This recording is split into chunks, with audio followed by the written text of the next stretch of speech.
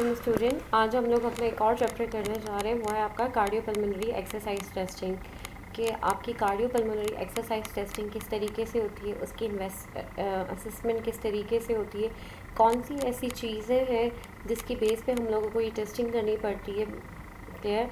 कौन कौन सी पैथोलॉजी है जो हमारे लंग्स और कार्डियो पे इफ़ेक्ट करती है, और डॉक्टर्स हमें सजेस्ट कर रहे होते हैं cardiopulmonary exercises.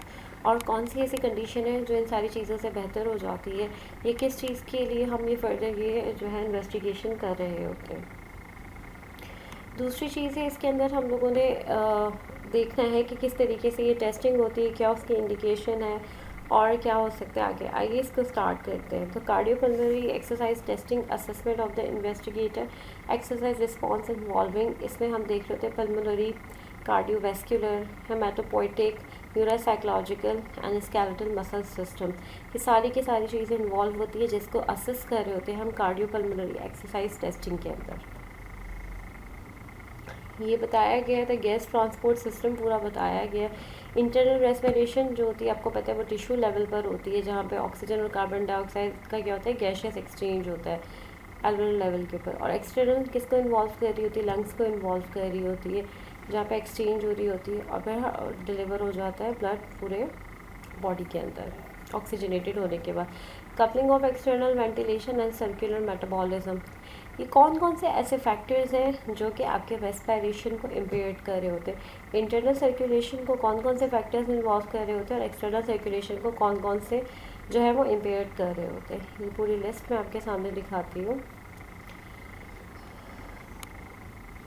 General mechanism of exercise limitation, कौन सी ऐसी है मैकेनिज़्म बॉडी के अंदर हो रहे हैं जिसकी वजह से आपकी लिमिटेशंस आ रही होती है।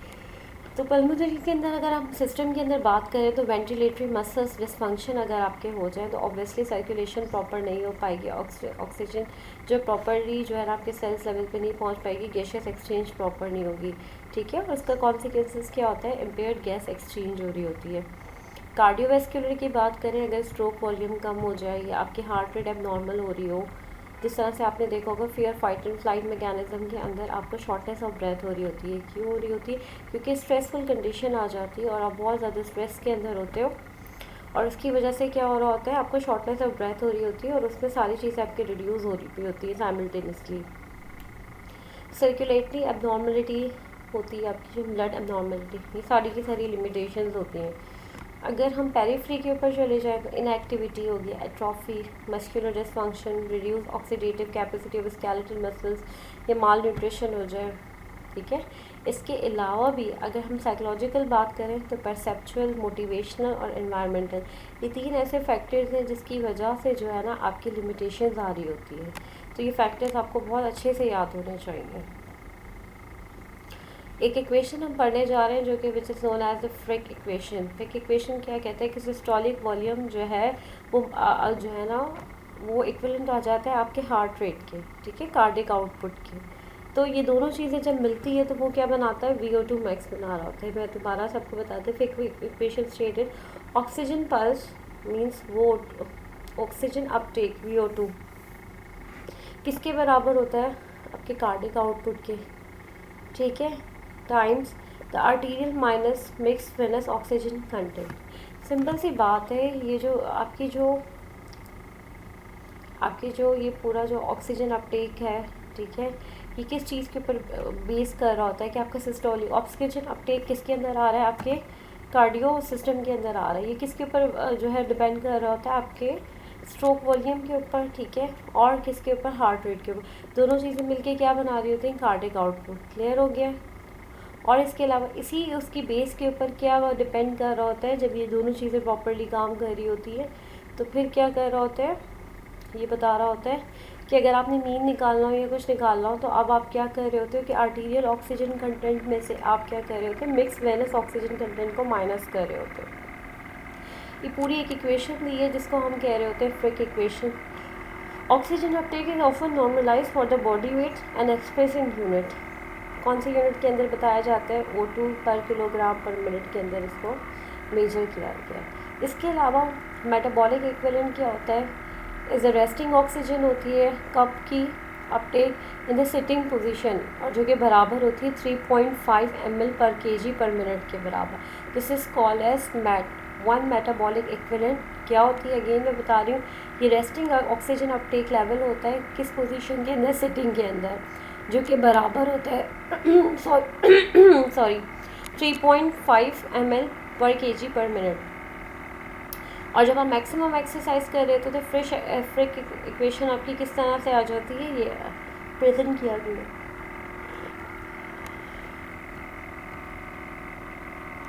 रेस्पिरेटरी एक्सचेंज रेशो जो है वो किस चीज़ के ऊपर डिपेंड कर रहा होता है, कार्बन डाइऑक्साइड और ऑक्सीजन दोनों की रेशो, दोनों को मिला लें आप कि कितनी कार्बन डाइऑक्साइड जा रही है और कितनी ऑक्सीजन कंजप्शन हो रही है। दिस इज़ कॉल्ड एक्सचेंज, ठीक है। और इसको आप क्या कह रहे होते हो, रेस्पिरेटरी एक्सचेंज। और अगर इसको रेशो हो तो रेशो क्या बताता है कि अगर ये 1 है, मतलब 1:1 है तो नॉर्मल है। विथ एक्सरसाइज के साथ अगर आपका VO2 0.7 है और आपका कार्बन डाइऑक्साइड लेवल आपकी जो है वो 0.8 है, ठीक है, ये एक्सरसाइज के साथ आपका रेशो ये आ जाता है, मींस 1 से कम।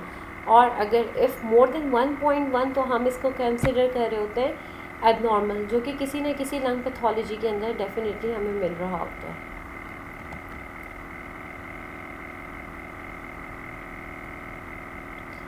अच्छा जी, इंडिकेशन। अच्छा, American college of cardiology, American heart association ने एक गाइडलाइन निकाली है कार्डियोपल्मोनरी टेस्टिंग के अंदर।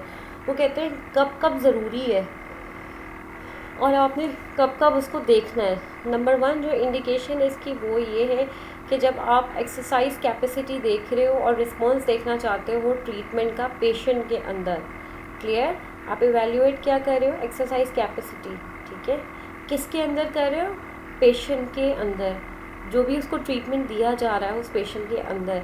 किस कंडीशन के साथ पेशेंट है, हार्ट फेलियर, क्लियर। और जिसको आप किसके लिए कंसिडर कर रहे हो, हार्ट ट्रांसप्लांटेशन के लिए।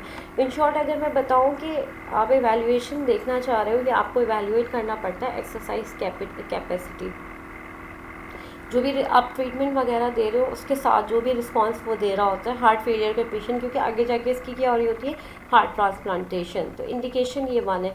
सेकेंडली क्या कर रहा होता है, cardiac venous pulmonary function limitations अगर हो as a cause of exercise induce dyspnoea और impaired exercise capacity when the cause is uncertain. इधर ये बताया गया है कि assistant in the differentiation of assistance in the differentiation of cardiac versus pulmonary, okay, limitation। फिर अब आपने देखना है कि लिमिटेशन जो है, डिफरेंस आपने देखना है कि कार्डिक या पल्मोनरी लिमिटेशन कहाँ पर आ रही हो, ठीक है, किस वजह से, क्योंकि जैसे ही आपने एक्सरसाइज करवाई उसको डिस्निया स्टार्ट हो गया। तो फिर अब आपने डिफ्रेंशिएट करना है कि कार्डिक में प्रॉब्लम आ रही है या उसकी पल्मोनरी लिमिटेशन आ रही है, ठीक है, जिसकी वजह से जो है ना वो एक्सरसाइज प्रॉपर नहीं टेस्ट आप कर पा रहे, इम्प्रूव्ड एक्सरसाइज कैपेसिटी आपको मिल रही होती है। ये अगर आपने एवेल्यूएट करना हो, फिर ये सपोर्टिव एविडेंस बताया कि एवेल्यूएट करना हो आपने एक्सरसाइज कैपेसिटी को जो इंडिकेटेड होती है for the medical reason in patient, किन पेशेंट्स के from the estimate of energy capacity from exercise test time और work rate are unreliable. For example आपने क्या करना है, एवेल्यूएट करना है किसी भी पेशेंट को, कार्डिक पेशेंट की, कि उसकी एक्सरसाइज कैपेसिटी है कितनी। वेस्ट के अंदर कार्डिक पेशेंट को आप डायरेक्टली एक्सरसाइज प्रिस्क्राइब नहीं कर सकते, उसके लिए आपने देखना होता है कि इसकी एक्सरसाइज कैपेसिटी है कितनी, पहली चीज़। दूसरा कि कब इंडिकेटेड है, इसके साथ कोई मेडिकल इस तरह के एसोसिएटेड डिजीज़ तो नहीं है। अगर मेडिकल एसोसिएटेड डिजीज़ है तो फिर आपने उस चीज़ को भी मॉनिटर करना होता है, ठीक है। अगर एक पेशेंट है उसके साथ सीवियर कार्डिक पैथोलॉजी, आप डायरेक्टली उसको इतनी हैवी एक्सरसाइज नहीं देख सकते, आपने हर चीज़ को एवेल्यूएट करना होता है। दूसरी चीज़ ये है कि आपने पेशेंट का रिस्पांस देखना होता है। Specific therapeutic intervention in which improvement of exercise tolerance is an important goal. सबसे पहले ये है कि जब आप पेशेंट को कोई भी एक्सरसाइज प्रिस्क्राइब कर रहे हैं, किसी भी प्रोसीजर के लिए वो जाने वाला है, बेशक ट्रांसप्लांटेशन के लिए भी जा रहा है, तो आपने क्या देखना है कि पेशेंट का रिस्पांस किस तरह से आ रहा है, वो जो थेरेपी आप उसको दे रहे हैं, ठीक है, इम्प्रूवमेंट आ रही है उसके अंदर या नहीं आ रही। तो ये एक इम्पॉर्टेंट गोल है जो आपने सबसे ज़्यादा एंड पे सेट करना है, ठीक है। तो ये सारी चीज़ें प्रॉपर होंगी तभी वो किसी प्रोसीजर की तरफ जा सकता है। डिटर्मिनेशन लास्ट चीज़ देखनी होती है, वो आपने क्या देखनी है, रूटीन के अंदर आपने देखना है एक्सरसाइज कैपेसिटी इस पेशेंट की कितनी है और कितनी नहीं। तो ये पूरी गाइडलाइन है कि आपने कार्डियोपल्मोनरी एक्सरसाइज टेस्टिंग की तरफ कब जाना है। उसकी कुछ इंडिकेशन है और कुछ रिलेटिव कॉन्ट्राइंडिकेशन है। सबसे पहले जो आपकी एब्सोल्यूट कॉन्ट्राइंडिकेशन है, वो उस पेशेंट को आपने नहीं सजेस्ट करनी कार्डियोपल्मोनरी एक्सरसाइज टेस्ट आपने नहीं करवानी जिसको क्या हो, एक्यूट मायोकार्डियल इन्फेक्शन हुआ 3 से 5 दिन की वो आपको हिस्ट्री दे रहा हो, एंजाइना हो जो कि अनस्टेबल एंजाइना स्टेबल होता है और एक अनस्टेबल होता है, controlled uncontrolled arrhythmias causing syndromes, uncontrol arrhythmias हो, ठीक है।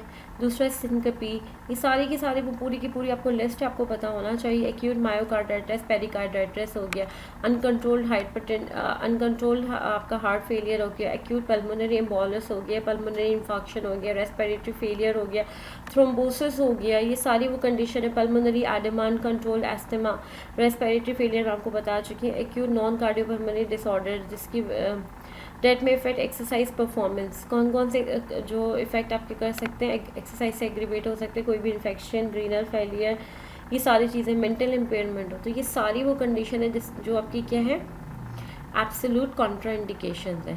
और रिलेटिव कॉन्ट्राइंडिकेशन में ये है कि कॉरोनरी स्टेनोसिस हो जाए, मॉडरेट स्टेनोसिस हो जाए, क्या हो जाए आपके जो वॉल्व है वो क्या हो जाए, शॉर्टिंग की तरफ चले जाए, तो प्रॉपर सर्कुलेशन नहीं हो पाएगी, तो पेशेंट जो है ना वो रेस्पिरेटरी या कार्डिक फेलियर में भी जा सकता है।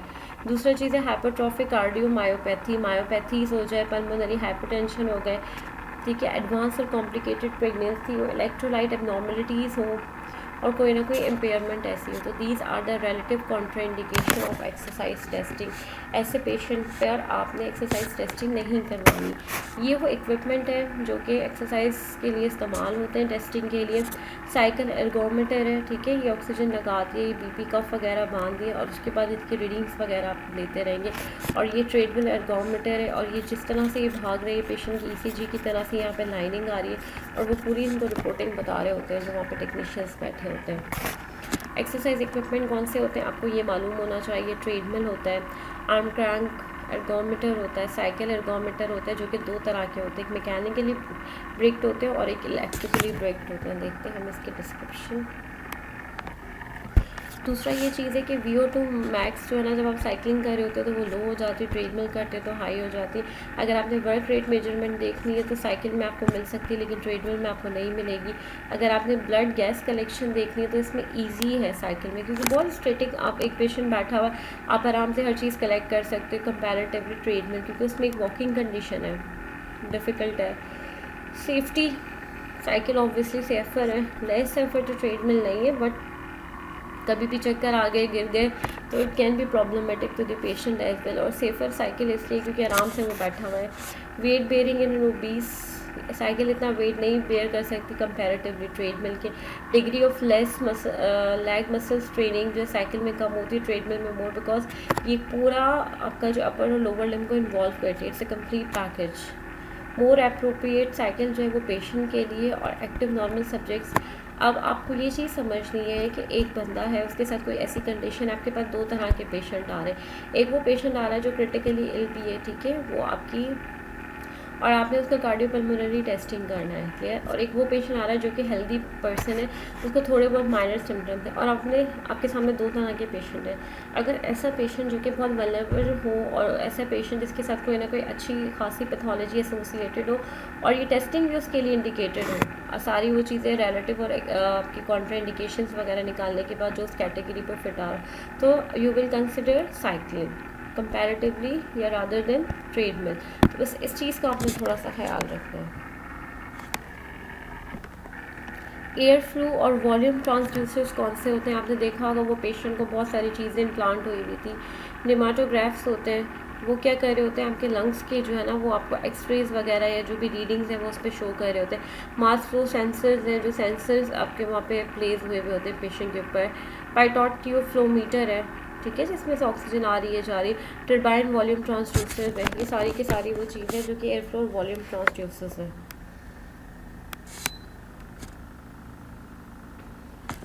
ये सारी वो कंडीशन है जो आपने देखनी है। स्लैबाइड पैक देखना होता है, नेमाटोग्राफ में आप कैसे देख रहे होते हैं, हॉट वायर, ये सारा का सारा ये जो है ना ये बायोटेक्नोलॉजी है। गैस एनालाइजर्स की बात करें तो वो कौन सा होता है, मास स्पेक्ट्रोमीटर होता है जो कि मेजर कर रहा होता है ऑक्सीजन की कंसनट्रेशन, CO2 का लेवल और नाइट्रोजन की। सेपरेटरी एनालाइजर फॉर O2 और कार्बन डाइऑक्साइड भी होता है। आपने देखा होगा अक्सर पल्स ऑक्सीमीटर होता है वो लगाते हैं तो ऑक्सीजन सेचुरेशन हमें मिल रही होती है, लेकिन हमें और थोड़ी सी एडवांस स्टडी की तरफ जाना तो गैस एनालाइजर होता है जो कि इन चीज़ों को जो है वो एनालाइज कर रहा होता है। Gas exchange measurement V2 and CO2, कि VO2 आप डायरेक्टली कहते हैं कि आप इसको नहीं मेजर कर सकते, पर nitrogen is neither absorb not discharge from the capillaries, ये बताया हुआ है, पूरा लॉज बताए हुए हैं। In room air is practically zero and may be safety ignore in the calculation, ये पूरी कैलकुलेशन इसको बस देख लीजिएगा। आई थिंक इसकी न्यूमेरिकल भी होगी। आपने सिर्फ मेथड याद रखते हैं, कौन सा मेथड किसकी कलेक्शन के लिए। बैग कलेक्शन मेथड आपका आ गया, डॉगलेस बैग आ गया, मिक्सिंग चैम्बर आ गया, ब्रीथ बाय ब्रीथ मोड आ गया, ये तीनों चीज़ें आपने याद रखनी है। ये पूरी की पूरी गाइडलाइन है आपकी एनालाइज करने के लिए गैस कंसंट्रेशन मेजरमेंट की। यहाँ पे बताया गया ये सारे, मैंने अभी आपको बताया था पल्स ऑक्सीमेट्री होती है, ब्लड प्रेशर देख रहे थे, कौन कौन सी चीज़ें जो उस पेशेंट के ऊपर फिक्स है। फ्लो वॉल्यूम डिवाइस फिक्स है, O2 C2 एनालाइजर फिक्स है, ECG साथ साथ चल रही है, ठीक है, पल्स ऑक्सीमीटर भी फिट है, ब्लड प्रेशर रीडिंग भी आ रही है,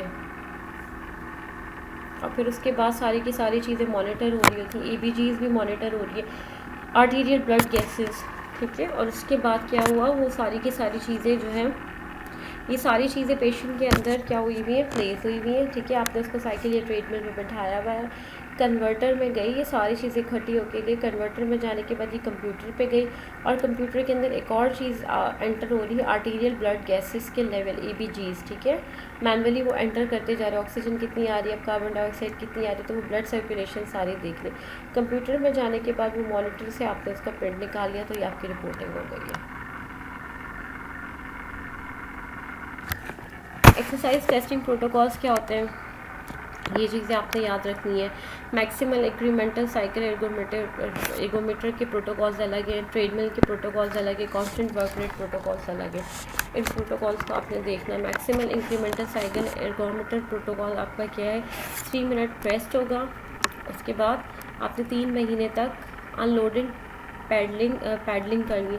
अनलोडेड पैडलिंग कहते हैं कि कोई आपने रेजिस्टेंस नहीं देनी, नॉर्मली आपने चलानी है, ठीक है। The incremental phase of exercise every minute 5 to 25 पर minute until the patient reaches the violation exhaustion. Slightly आप जो है ना उसको वो क्या देंगे, थोड़ा सा आप उसके अंदर रेजिस्टेंस देंगे और चलाते रहना जब तक कि पेशेंट जो है एग्जॉस्ट ना हो जाए, तो वो टॉलरेंस देखना चाह रहे हैं, ठीक है।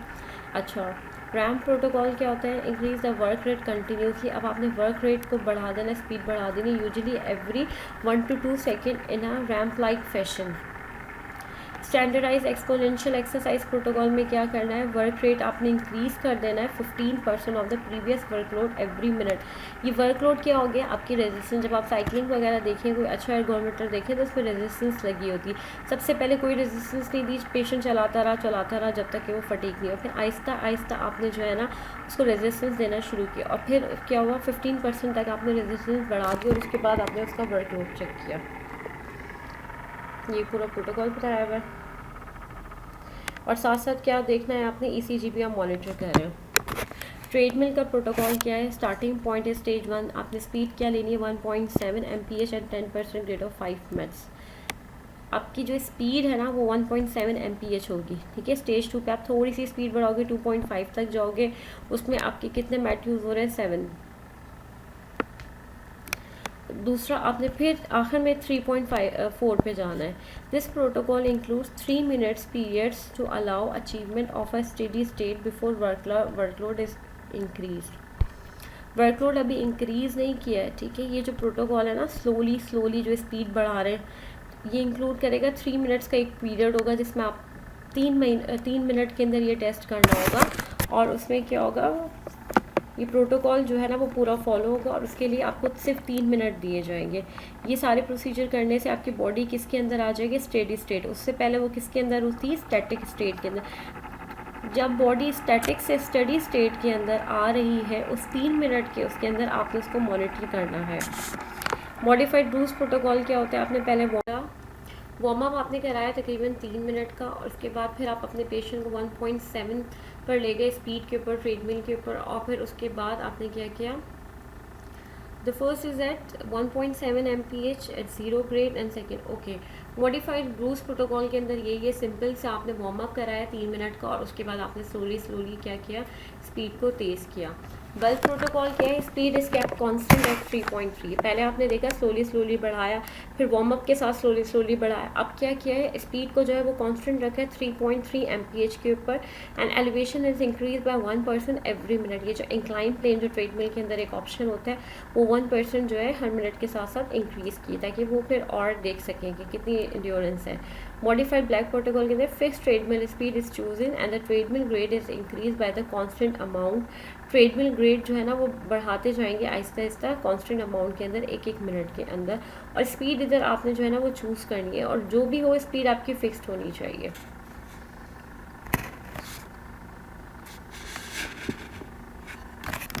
फिर अगेन थ्योरीज आपकी आ गई हैं। कांस्टेंट वर्क रेट प्रोटोकॉल क्या है, ट्रेडमिल और साइकिल एर्गोमेटिक एक्सरसाइज, चाहे आप साइकिल यूज़ करें चाहे आप ट्रेडमिल यूज़ करें। Subject usually daily activities up to 3 mph on treadmill and up to 50 watt on the cycle ergometer. Okay, constant work rate protocol ये है, आप चाहे ट्रेडमिल करवा रहे हो साइकिल एर्गोमीटर करवा रहे हो, ठीक है। डेली एक्टिविटीज़ आपने जो अपने पेशेंट को दी है सब्जेक्ट को, कि आप किसी को आपने साइकिल एर्गोमीटर प्रेस्क्राइब की होगी, किसी को आपने ट्रेडमिल दी होगी, ठीक है। उधर जो अपनी स्पीड है ना वो बिल्कुल जो है ना वो नॉर्मल रखनी है। जिस तरह से कि 3 mph है, तो आपने पूरे हफ्ते में जितने भी आपने सेशन दी अपनी स्पीड अपनी इतनी ही रखनी। ऐसे नहीं होगा कि आज आपने 3 दी, कल 4 दी, कल 5 दी। इसी तरह से आपका जो साइकिल है उसके अंदर भी आपने ये कॉन्स्टेंट रखनी है। या 1 आवर तक आप उसको कह सकते हो कि आपने आहिस्ता कांस्टेंट वर्कआउट रेट परफॉर्म करना है। This test should involve at least 6 minute of continuous exercise. दूसरी चीज़ है, alternatively using 50 to 70% of the maximum work rate achieve during incremental exercise. Obviously जैसे जैसे आप एक्सरसाइज को बढ़ाते रहेंगे आपका वर्कलोड भी बढ़ता रहेगा, वर्कलोड बढ़ेगा तो वर्क रेट बढ़ेगा। A constant work rate test for 5 to 10 minutes often achieve up to 70 to 90%। जब आपका वर्क रेट टेस्ट 5 से 10 मिनट के लेवल तक पहुंच जाता है, ठीक है ना, तो फिर क्या अचीव कर रहे होते हैं आप, O2 मैक्स जो है ना वो अचीव कर रहे होते हैं। और फिर कितना अचीव हो चुका होता है, 70 to 90%। इसके साथ साथ आप क्या कर रहे होते हो, जब आप ये टेस्ट परफॉर्म करवा रहे होते हैं कांस्टेंट वर्क रेट प्रोटोकॉल के अंदर, फिर आप क्या कर रहे होते हैं, मॉनिटरिंग कर रहे होते हैं। कार्डियोपल्मोनरी मॉनिटरिंग रिस्पॉन्स आप देख रहे होते हो, कार्डियोपल्मोनरी रिहैब का, ब्रोंकियोडायलेटर्स का, LVRs का, मेडिकल डिवाइसेस का। इंक्रीमेंटल एक्सरसाइज टेस्टिंग, जब आप किसी भी पेशेंट को करवा रहे हो तो साथ साथ आपने और क्या एनालाइज करना है, एक्सरसाइज टाइडल फ्लो वॉल्यूम, जो लूप्स वगैरह वहाँ पे जो ग्राफ शो हो रहे हैं ना, उधर आपने लूप्स वगैरह को भी चेक करना है। Dynamic hyper inflation, gas exchange kinetics, ये सारी की सारी आपने चीज़ें देखनी है। This is very typical chapter, और बेसिकली ये पूरी की पूरी फील्ड है एक्सरसाइज फिजियोलॉजी, और ये बहुत डिफ़िकल्ट सी फील्ड है, और इसमें बहुत सारी चीज़ें ऐसी हैं जो आज तक मुझे भी बहुत हद तक क्लियर नहीं हुई है। तो प्लीज़ इसको थोड़ा सा सिंप्लीफाई करके ये, क्योंकि ये सारी चीज़ें जो एक्सपर्ट्स होते हैं वो कौन फॉलो कर रहे होते हैं आपके, जो कि स्पोर्ट्स थेरेपिस्ट होते हैं या कार्डिक रिहैब के अंदर ये चीज़ें फॉलो हो रही होती हैं। पेशेंट सेफ्टी आपने देखनी है, इस चीज़ का बहुत आपने ख्याल रखना है, ये सारी चीज़ें आपने देखनी है। इंडिकेशन फॉर एक्सरसाइज टर्मिनेशन, कब आपने स्टॉप कर देनी, चेस्ट पेन अगर बोले, ECG में चेंजेस आना शुरू हो जाए, ब्लड प्रेशर बढ़ना शुरू हो जाए, सडन पेशेंट पैलार होना शुरू हो जाए, लॉस ऑफ कोऑर्डिनेशन हो जाए, मेंटल कंफ्यूजन, डिजीनेस, आपने साथ साथ उससे पूछते रहना आपको ये तो नहीं हो रहा, ये स्केल दिया गया है। Thank you class.